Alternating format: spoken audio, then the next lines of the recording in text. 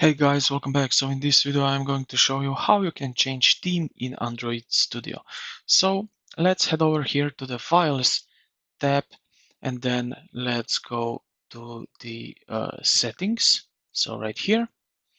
Now under the settings, what we need to do is head to the appearance and behavior at the top. Click the very first sub-item named appearance, just like that. And locate the theme drop-down box at the top of the UI option section, so right here.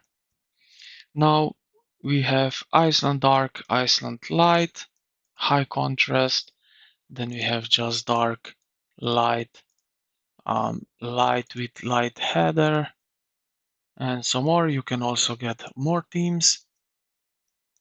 You can install them, and yeah. Let me go back to settings, appearance. I will change this to Island Dark as I had. And when you do that, you can just hit apply button and then OK.